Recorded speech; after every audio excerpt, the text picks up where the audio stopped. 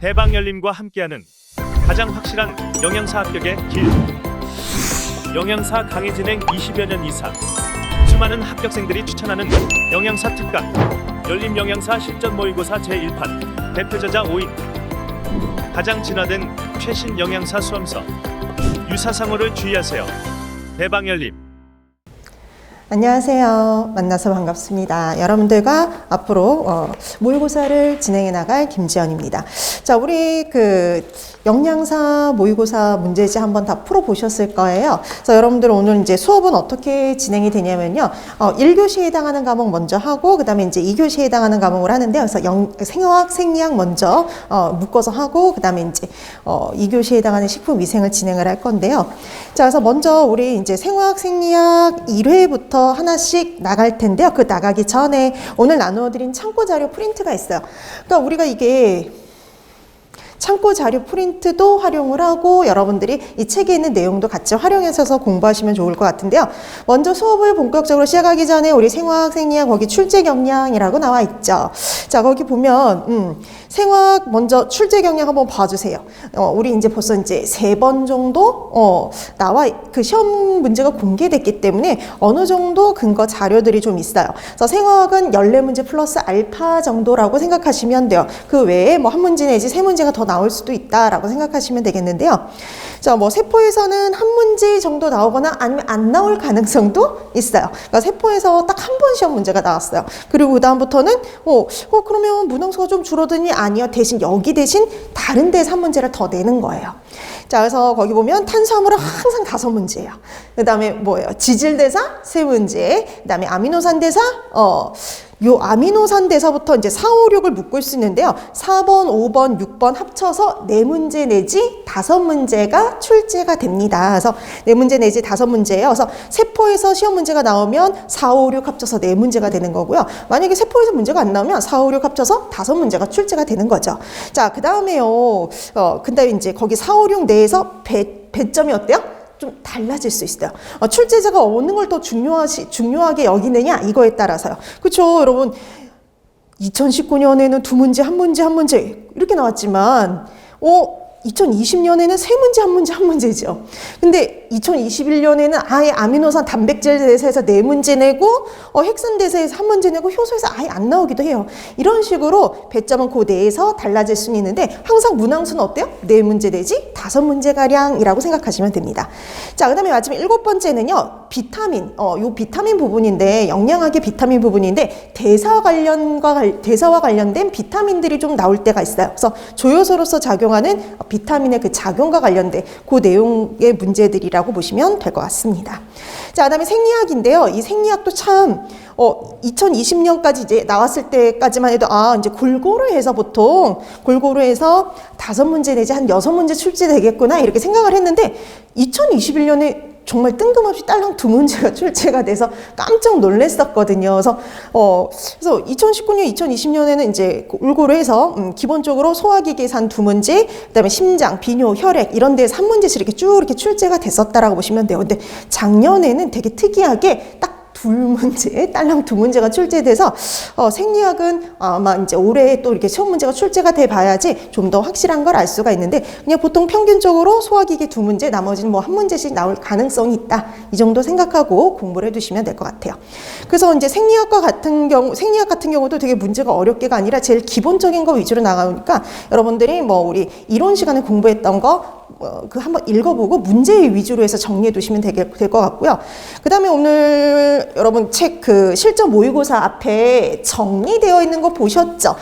핵심 이론들이 다 정리가 되어 있어요. 그래서 근데 여기 딱 빠진 게 생리학이에요. 그래서 생리학 빼고 생화학하고 식품위생이 내용이 정리가 되어 있는데 정말 기본적으로 반드시 알아야 될 내용을 넣어놨기 때문에 되도록이면 거기 있는 내용은 완벽하게 공부를 하고 그 다음에 시험에 임하시면 좋을 것 같아요. 그러면 시험 문제 최소한 한 번 이상씩 나온 것들을 다 집어 넣어놨기 때문에 그 내용들은 충분히 이제 숙지를 하고 공부해 두시면 좋을 것 같습니다. 자, 그럼 이제 우리가 1회부터 시작을 하는데요. 그래서 1교시에 있는 생화학, 생리학 요거부터 먼저 보도록 할게요. 여러분 책 85페이지예요. 자, 뒤에 설명도 되게 잘 나와 있어요. 그렇죠? 설명도 잘 나와 있지만 조금 이제 거기 있는 내용도 이제 추가하고 그렇게 해서 조금 더 설명을 해드리는데요. 그래서 이렇게 책을 왔다 갔다 하기가 너무 불편할 것 같아서 프린트물을 나눠드렸어요. 자, 그래서 프린트물 보면서 같이 보도록 할게요. 자, 85페이지 1번이 바로 생화학 문제입니다. 세포에서 간혹 시험 문제가 출제가 된다라고 했죠. 그래서 보통 이 세포에서 시험 문제가 나올 때 주로 나오는 게 바로 세포 내 소기관들의 역할과 관련된 문제예요. 자, 그래서 여러분들이 여기서 반드시 알아둬야 될 거는 세포 내 소기관과 이 세포 내 소기관이 하는 기능, 역할을 잘 기억해 두시면 돼요. 그러니까 여러분 뭐 되게 시험 문제 되게 어려운 문제가 아니라 가장 기본이 되는 명칭과 기능, 요 연결하는 문제가 주로 출제된다라고 생각하시면 되죠. 그래서 그 1번 문제도 딱 그거예요. 인체의 간세포에서 ATP를 생성하는 세포 내 소기관은 그랬네요. 자, ATP를 생성한다, 에너지를 만들어내는 기관이다라고 하면 세포 내 소기관은 미토콘드리아가 되죠. 이 미토콘드리아에서 뭘 열심히 돌려요? TCA 회로를 돌리면서 열심히 에너지를 생성을 하죠. TCA, 그 다음에 전자전달계 같은 것들을 돌리면서 에너지를 만들어냅니다. 자, 그래서 1번의 답 4번이 되죠. 근데 이 미토콘드리아에서 에너지 ATP를 생성하잖아요. 근데 이거를 또 다르게 표현할 수 있었던 것도 아시죠? 우리가 에너지를 만들어내는 곳이다. 그래서 에너지 발전소라고 얘기하기도 하고, 그 다음에 세포 내 호흡을 통해서 에너지를 만들어내기 때문에 일명 세포 내 호흡기관이라고 얘기하기도 하죠. 오늘 나눠드렸던 프린트에 다 있어요. 자, 그래서 거기 보면서 알아두시면 됩니다. 그래서 세포 내 호흡기관 내지는 에너지 발전소 이렇게 표현을 해도 미토콘드리아를 의미하는 거다라는 정도 알아두고 넘어가시면 되죠. 자, 그래서 1번의 답은 뭐 4번인데요. 이러면 거기 소포체 보세요. 자, 1번에 소포체 나와 있는데 우리 그 프린트에도 소포체 있죠. 여러분 소포체는 두 가지가 있죠. 조면하고 활면. 그래서 여러분 조면은 거칠거칠이죠. 그래서 우리가 뭔가 막 붙어 있으면 조면, 그 다음에 아무것도 붙어 있지 않으면 활면이요. 뭐가 붙어 있어요? 리보솜이었죠. 리보솜이 붙어 있으면 조면 소포체, 리보솜이 없으면 우리가 활면이라고 했었죠. 그래서 리보솜이 이렇게 붙어 있으면 조면이고요. 그 다음에 없으면 활면이다 라고 기억을 해두시면 됩니다. 자, 그럼 조면 소포체는 리보솜이 붙어 있었으니까 단백질 합성에 관여를 했고요. 얼면 소포체에는 리보솜 없죠. 그래서 대신 뭘 만들어내느냐? 지질이요. 지질 합성에 관여했죠. 지질 합성, 그리고 칼슘을 저장하는 기능을 했었어요. 자, 그다음에 여러분 리보솜하고 리소솜하고 이름 잘 구분해 두셔야죠. 리보솜 하면 단백질 합성의 장소가 되는 거고요. 리소솜 하면은요 분해 요소들이 있어요. 그래서 분해 요소들이 존재하기 때문에 세포 내 일명 소화기관이라고 얘기를 한다 그랬죠. 그래서 더 이상 필요로 하지 않는 물질들을 소화시키는 역할을 담당을 해요. 그래서 여러분 이거 기억나세요? 그래서 특히 어디에 많았냐면 백혈구예요. 백혈구 세포 내에 많이 존재를 했었죠. 자, 그다음에 골지체 일명 세포 내 저장고, 창고의 역할을 한다라고 했었죠. 세포 내에서 합성된 물질을 여기서 가공하고 포장을 해서 내보내는 역할을 해요. 그러니까 우리 창고에 저장했다가 내보내는 거와 똑같은 그런 역할을 한다라고 생각하시면 됩니다. 자, 이렇게 해서 세포 내 소기관은 명칭과 기능 요거 잘 연결해 두시면 될 것 같아요. 자, 그다음에 7번이에요. 여러분 이제 7번부터 11번까지가 딱 탄수화물 대사와 관련된 문제가 출제가 됩니다. 자, 그럼 7번 보도록 할까요? 자, 현기적 해당 과정에서 조효소로서 작용하는 비타민 그랬네요. 자, 그래서 여러분 이 시험 문제, 이 생화학 시험 문제에 조효소로서 작용하는 비타민을 물어보는 문제가 되게 자주 출제가 돼요. 그래서 조효소로서 누가 작용하는지를 꼭 파악해 두실 필요가 있어요. 조효소가 나오는 경우. 자, 오늘 나눠드렸던 프린트 7페이지 잠깐 보시면 뭐 되게 중요한 건 아닌데 한 분자의 포도당이 피루부산을 거쳐서 두 분자의 피루부산을 거쳐서 두 가지 기능이 있는데요. 두 가지 길이 있는데 하나는 TCA를 돌아서 에너지를 내는 거. 그 다음에 또 하나는 두 분자의 젖산까지 가는 거. 우리가 보통 이렇게 두 분자의 젖산까지 가는 경우를 현기적 해당 과정 이렇게 얘기를 해요. 산소가 공급이 안 돼요. 산소가 공급이 되지 않을 때 마지막 최종 생성물은 뭐냐면 두 분자의 젖산입니다. 자, 근데 호기적 산소가 공급이 되면은요, TCA 사이클을 돌아서 에너지를 낼 수가 있죠. 호기적 해당이라고 하면은 TCA로 도입되는 거 이렇게 생각하시면 되는 거죠. 자, 그러면 요거네요. 이렇게 두 분자의 젖산까지 요 가는 반응에서 조효소로서 작용하는 비타민은 딱 하나밖에 안 나와요. 우리가 이 TCA 쪽으로 가면 조효소로서 작용하는 비타민이 어마어마하게 많았잖아요. 근데 여기는 하나밖에 없어요. 어디밖에 없느냐면 NAD밖에 안 나옵니다. NAD밖에 나오지를 않아요. 그래서 여러분 이거 구체적으로 거기 써놨는데 한 번째의 포도당이 두 번째의 젖산까지 갈 때 글리세르 알데히드 3인산에서요. 글리세린산 1,3,2인산으로 가는 반응이 있었죠. 요 반응이 해당 과정에 있었는데요. 요 반응에서 NAD를 이용을 해서 수소를 붙여서 NADH가 만들어졌죠. 그래서 이 NADH를 만들기 위해서 누가 반드시 필요했어요? NAD라는 조효소가 반드시 필요했었죠. 이 NAD가 어떤 비타민의 조효소 형태였어요? 니아신이었죠, 니아신. 자, 그래서 해당 과정에서요, 조효소로서 작용하는 건 딱 하나, 누구밖에 없냐면 니아신밖에 없습니다. 자, 그래서 7번의 답 3번이 되죠. 자, 그 다음에 8번 볼까요? 혈당이 저하될 때라고 했습니다. 자, 혈당이 저하될 때 아드레날린이 막 수용체에 결합하면 가장 먼저 활성화되어 2차 전령의 CAMP를 합성하는 요소는 그랬네요. 막 수용체와 결합하면 제일 먼저 활성화되는 거 뭐였을까요? 아데닐산 고리화 효소죠. 답은 5번이 됩니다.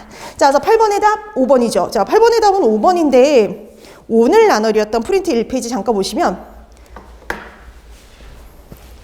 자, 혈당이 저하되면은요 호르몬이 분비돼요.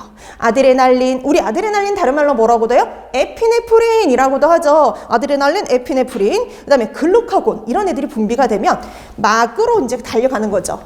세포막으로 달려가요. 근데 아드레날린, 글루카곤 애들은요 등치가 커요. 분자량이 커서 절대 세포 내로 들어올 수가 없어요. 그래서 막에 있는 수용체하고 결합을 합니다.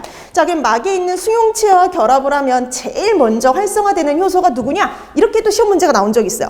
제일 먼저 활성화되는 효소 찾아라. 아데닐산 고리화 효소. 이렇게 되는 거죠. 자, 이 아데닐산 고리화 효소가 하는 역할은 바로 뭐냐면은요. CAMP요. 여러분 우리 글루카곤이라든지 아니면 아드레날린은요 이렇게 직접적으로 들어가지 못하니까 자기 대신 뭐예요? 전달을 해줄 2차 전령을 만들어내요. 얘네들이 1차 전령이에요. 보통 호르몬들이 1차 전령인데 얘네들이 세포 내로 못 들어가요. 세포 내로 들어갈 수 없으니까 자기 대신 정보를 전달해줄 2차 전령이라는 걸 만들어내는데 이 2차 전령을 만들어내는 효소가 누구예요? 아데닐산 고리화 효소인 거죠. 자, 그래서 여러분 최근에도 그러니까 몇 년 전에는 이 막수용체와 결합했을 때 제일 먼저 활성화되는 효소는 이렇게도 나온 적이 있고요. 그 다음에 2019년에는요, 이 CAMP를 합성하는 효소는 이렇게 나온 적도 있어요. 같은 거 물어보는 거죠. 그래서 막수용체하고 결합을 하면 제일 먼저 활성화되는 건 아데닐산 고리화 효소 이렇게 기억을 해두시면 돼요. 자, 그 다음에 아데닐산 고리화 효소에서 CAMP 만들어지고 단백질 키나아제 활성화되고 가인산 분해 효소 키나아제 활성화되고 나중에 가인산 분해 효소에 인산이 붙어서요. B에서 A로 마지막 최종 활성화가 됩니다. 자, 그럼 여러분 이 가인산 분해 효소 A가 하는 역할이 뭐였는지 기억나세요? 글루카곤 분해요. 글리코겐 분해, 글루카곤이란다. 글리코겐 분해요. 그래서 우리가 가인산 분해 효소 앞에다가요. 글리코겐 가인산 분해 요소라고 하는 거죠. 글리코겐 가인산 분해 요소요. 그래서 여러분 예전에 시험 문제 이것도 나온 적이 있어요. 혈당이 떨어졌을 때 글루카곤의 분비에 의해서 최종 활성화되는 효소는 이렇게 시험 문제가 나온 적도 있어요. 최종적으로 마지막 글루카곤에 의해서 활성화되는 효소는 누구예요? 글리코겐 가인산 분해 요소. 이것도 2020년도인가 그때 나온 적이 있어요. 그러니까 가장 기본이 되는 거예요. 그래서 활성화되는 과정 기억해 두세요. 자, 그래서 8번의 답 5번이었습니다. 자, 그 다음에 9번 갈까요? 다음에 괄호 안에 들어갈 요소는 그랬습니다. 갈락토우즈가 포도당으로 전환되지 못해서요. 발생하는 갈락토우즈 혈증은 가로에 결함이 있어서 갈락토우즈 1인산이 대사되지 못해 발생한다. 자, 갈락토우즈 혈증은요. 이게 말 그대로 갈락토우즈를 대사시키지 못해서 오줌으로 이제 배설이 되는 거거든요. 자, 그럼 어떤 효소가 선천적으로 결핍되었을 때 발생을 했었냐면요. 바로 1번에 있었죠. 갈락토즈 1인산 우리딜 전이효소예요. 자, 이것도 우리 프린트에 있는 거 잠깐 보시면요. 갈락토즈가 갈락토즈 1인산이 된대. 어떤 요소에 의해서 1인산이 될 것 같아요? 갈락토키나아제, 헥소키나아제 이런 거잖아요. 그래서 갈락토키나아제에 의해서 갈락토즈 1인산이 되고요. 그 다음에 갈락토즈 1인산 우리딜 전이효소에 의해서 UDP 갈락토즈가 되고요. UDP 갈락토즈가 UDP 글루코즈나 글루코즈 1인산이 돼서 나중에 글리코겐 합성이나 아니면 해당 과정을 이렇게 함유할 수가 있어요. 근데 만약에 갈락토즈 1인산에서요. UDP 갈락토즈로 가는데 필요한 요 효소가 진행이 안 돼요. 이게 진행이 안 되면 누구예요? 갈락토즈가 더 이상 대사가 되지 못하니까요. 혈중으로 빠져나가게 되는 겁니다. 그게 바로 갈락토세미아, 갈락토혈증이라고 보시면 돼요. 자, 그래서 우리딜 갈락토즈 1인산 우리딜 전이효소가 없는 경우 결핍된 경우 발생할 수가 있었죠. 자, 그래서 9번의 답은 1번이 됩니다. 자, 그 다음에 10번 볼까요? 식사와 식사 사이에 탄수화물 섭취가 중단됐어요. 탄수화물 우리가 섭취를 못했어요. 이랬을 때 혈당을 유지하기 위해서 사용되는 당 신생 경로의 기질이 되는 거. 여러분 이거 기억나세요? 당 신생할 수 있는 물질과 없는 물질 구분하는 거예요. 자, 그래서 여러분 할 수 있는 거 없는 거 구분해 두셔야 되는데 오늘 나누려던 프린트 잠깐 보시면요. 우선 할 수 있는 거 젖산, 그쵸? 피로부산 뭐 이런 애들. 그 다음에 글리세롤 가능했고요. 그 다음에 또 하나 대부분의 아미노산이 가능했었죠. 그래서 젖산, 피루부산, 대부분의 아미노산, 그리고 그 다음에 글리세롤이요. 자, 근데 당신생을 절대 할 수 없는 물질 반드시 알아두셔야죠. 그래서 답이 될 수 없는 애들이에요. 어떤 애들이 가장 대표적이냐면 아미노산 중에 누구예요? 리신, 류신. 그 다음에 아세틸코에하고 지방산은 절대 당신생을 할 수가 없다라고 기억을 해두셔야 되죠. 자, 그래서 이 중에 할 수 있는 거 없는 거 구분해 보면은요. 1번에 리신 불가능하죠? 그 다음에 2번에 있는 스테아르산, 지방산이니까 안 되죠. 그 다음에 3번에 있는 에탄올, 에탄올 같은 알코올도 당신생 못해요. 그 다음에 5번에 있는 아세틸코에도 안 되죠. 그래서 가능한 거 4번이요. 젖산, 글리세롤입니다. 자, 그래서 10번의 답 4번이 되죠. 그래서 여러분 보시면 우리가 혈당이 떨어졌을 때, 그러니까 탄수화물 섭취가 부족했을 때 당신생이 일어나잖아요. 당신생. 그 다음에 글리코겐은 뭐가 일어날까요? 분해가 일어나겠죠. 그 다음에 뭐예요? 지질도 분해가 일어나겠죠. 지질을 분해해서 에너지원으로 쓸 수 있어요. 여러분 얘네가 분해되면 뭐가 돼요? 지방산과 글리세롤이 되는 거죠. 그 중에 글리세롤은 뭐에 써요? 당신생에 써요. 그럼 여러분 지방산은 분해되면 뭐가 될까요? 산화되면 뭐 됐어요? 아세틸코에요. 아세틸코에 됐죠? 이 아세틸코에로부터 뭐 만들어줄게요? 케톤체요. 간에서 이렇게 아세틸코에가 과잉으로 만들어지게 되면은 필요 없는 애들은요 다 다른 조직에 나눠져요. 근데 절대 아세틸코에는 혈액을 통해서 운반이 될 수가 없죠. 그래서 케톤체의 형태로 만들어서 나눠준다라고 했었죠. 자, 그래서 이렇게 지금 이때는 당이 부족한 상태에선 이런 대사들이 진행이 되어서 지방산으로부터는 절대 당신생이 일어나지 않고요. 케톤체 생성 쪽으로 가요. 자, 그래서 10번의 답 4번이었어요. 그 다음에 11번. 고당질 식사 후 인슐린 분비로 촉진되는 대사 과정은 여러분 인슐린, 글루카곤 이거 시험 문제 여러 번 출제됐던 거라고 보시면 돼요. 그래서 인슐린과 관련된 건 벌써 여러분 시험 문제 2번이나 출제가 됐어요. 그러니까 2019, 2020, 2021 딱 3번인데 벌써 2번이나 인슐린 대사와 관련된 게 시험 문제에 출제가 됐죠. 자, 여러분 인슐린과 관련된 거 보시면 여러분 우리 인슐린이 언제 분비가 되냐면 식사 후에 분비가 되죠. 자, 식사 후에 인슐린이 분비가 되면은요. 제일 먼저 오늘 나눠드렸던 프린트 보세요. 순서대로 기억하기예요. 제일 먼저 당을 분해해서 에너지원으로 이용을 하죠. 당 산화를 촉진합니다. 그 당 산화가 바로 뭐예요? 해당 과정이요. 자, 그 다음에 당을 쓰고도 에너지원으로 만들고 남았어요. 자, 남으면 그 다음에 이제 우리 뭐로 저장했어요? 글리코겐으로 저장했죠. 그래서 글리코겐 합성을 促진해요. 자, 그 다음에 글리코겐으로 저장하고도 또 남았어요. 그럼 그 다음부터 뭐예요? 지방으로 합성이 돼서 축적이 되죠. 자, 그래서 이렇게 지방 합성을 또 촉진합니다. 자, 그 다음에 그 외에 기타 단백질 합성도 촉진이었죠. 그래서 보통 당산화 빼고 다 합성을 촉진해요. 자, 이렇게 해서 당을 사용을 해서 그 혈당을 어떻게 해요? 낮춰주는 역할을 하는 게 바로 인슐린의 기능이었죠. 자, 그래서 11번의 답은 1번이 됩니다. 그럼 11번의 답은 1번인데 그럼 나머지 보기 보세요. 글리코겐을 분해한다. 포도당 알라닌 회로를 돌린다. 그 다음에 케톤체를 합성한다. 당신생 반응을 한다. 이건 어떨 때 할까요? 당이 부족할 때요. 이건 다 글루카곤과 관련이 있죠. 글루콘이 활성화하는 대사 과정이라 볼 수 있죠. 자, 그래서 2, 3, 4, 5번은 다 당이 부족한 상황에서 일어나는 대사 과정이라고 보시면 됩니다. 자, 그래서 11번의 답 1번이었어요. 그 다음에 우리 저기 이제 가다가 17번. 그래서 여러분 문제 구성을 잘 보세요. 여러분 이게 또 재밌는 게 이렇게 되어 있어요. 탄수화물과 관련된 영양학 내용 나오고 그 다음에 탄수화물 대사 문제 나오고 그 다음에 영양학 지질과 관련된 거 나오고 그 다음에 생화학 지질 대사 나오고 문제가 이렇게 번갈아 가면서 나와요. 자, 그래서 거기 12번부터 16번까지가 영양학의 지질과 관련된 내용이고요. 그 다음에 17번부터 지질 대사가 시작이 됩니다. 자, 우리 지질 대사 항상 몇 문제 나와요? 3문제. 자, 17번부터 갑니다. 지방산의 생합성 시 미토콘드리아 내에 존재하는 아세틸코에일을요, 세포질로 운반하는 매개체가 되는 것은 이랬네요.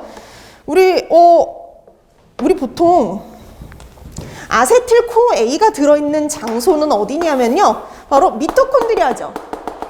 근데 여러분 이 아세틸코에는 절대 밖으로 나올 수가 없어요. 우리 미토콘드리아 막을 아무나 통과할 수 있는 건 아니다라고 했던 거 기억나시죠? 이 미토콘드리아 막은 아무나 통과할 수가 없어요. 자, 그래서 이 아세틸코에일을요, 이 밖으로 운반해주는 물질이 필요했었죠. 그래서 우리가 셔틀 타잖아요. 한쪽에는 구연산이 있었고요, 한쪽에는 말산이 있었는데 얘는 어떤 셔틀을 탔었냐면 구연산이었죠. 자, 그래서 이 아세틸코일을 세포질로 운반해주는 거 구연산입니다. 우리 구연산 다른 말로 뭐라고도요? 시트르산이라고도 하죠. 자, 그래서 그 정도는 알고 계셔야죠. 구연산으로 보기가 나올 수도 있고 시트르산으로 보기가 나올 수도 있으니까 두 가지 다 같은 말이구나 라는 정도는 알고 계셔야 돼요. 자, 그래서 17번의 답은 3번인데 여러분 이게 지질대사와 관련해서 운반체가 되는 거, 매개체가 되는 거는 두 가지를 알아두셔야 돼요. 오늘 나눠드린 프린트 1페이지 17번 문제 보세요. 자, 이거 두 가지 기억해 두셔야 되는데 지질대사와 관련해서 뭔가를 운반하는 매개체가 되는 거, 문제는 둘 중에 하나가 나와요. 하나는 지금처럼 지방산 생합성 시 아세틸코에일을 미토콘드리아에서 세포질로 운반해주는 것, 이렇게 하면 뭐였어요? 시트르산이죠. 구연산, 시트르산 이렇게 되는데 만약에 두 번째 같은 경우도 옛날에 나온 적이 있어요. 보세요. 지방산의 베타산화시에 그럼 여러분 지방산이 이번엔 베타산화가 되려면 베타산화가 일어나는 장소가 미토콘드리아니까 이 지방산을 이번에는 지방산을 운반하는 거죠. 지방산을 세포 내로 미토콘드리아 내로 운반을 해야 돼요. 자, 이 지방산을 미토콘드리아 내로 운반해주는 물질이 있었습니다. 뭐였냐면? 네, 맞아요. 카르니틴. 그래서 나올 수 있는 문제는 이 두 가지 유형이에요. 자, 그래서 지질대사와 관련해서 뭔가를 운반한 매개체를 물어보는 건 이 두 가지 유형밖에 없으니까 이 두 가지 구분해서 알아두시면 됩니다. 자, 그래서 17번의 답 3번이었고요. 그 다음에 18번 가도록 할게요. 자, 기아시와 같이 체내 포도당 농도가 낮아졌을 경우 지방산의 산화로 간에서 생성이 증가되는 것 그랬습니다. 우리 아까 이거 했던 거랑 좀 연결이 됐는데 여러분 우리가 굶었어요. 이렇게 굶게 되면은 체내 포도당 농도가 너무 낮아지죠. 자, 이런 경우에는 탄수화물 에너지원으로 이용하지 않고 지방을 에너지원으로 이용할 수 있죠. 이거 했던 거 지웠네. 지방을 에너지원으로 이용해요. 그렇죠? 그래서 지방이 분해되어서 뭐가 되냐면 지방산과 글리세롤이 아까 됐죠. 그 중에 이 글리세롤은 아까 뭐에 쓴다 그랬어요? 당 신생에 이용해요. 절대 안 버려요. 아주 알뜰하게 이용해요. 얘는 당 신생에 이용하고 지방산은 산화되어서 뭐가 만들어지냐면 아세틸코에. 자, 이 아세틸코에 과잉의 지방산의 베타 과잉 산화 시에 과잉의 아세틸코에가 만들어지면 간에서 얘를 쓰지 않고요. 다른 조직에게 넘겨줘요. 자, 근데 다른 조직에 넘겨줄 적엔 아세틸코에의 형태가 아니라 누구의 형태였어요? 케톤체의 형태로 나눠주게 되죠. 자, 그래서 케톤체가 만들어지는 겁니다. 그럼 쉽게 말하면 케톤체 찾아라 이 문제예요. 자, 간에서 이때 생성이 증가하는 거 케톤체. 근데 보기는 케톤체로 되어 있지 않죠? 우리 케톤체의 가장 대표가 되는 거 뭐였을까요? 아세토아세트산이죠. 자, 그래서 답은 2번이 됩니다.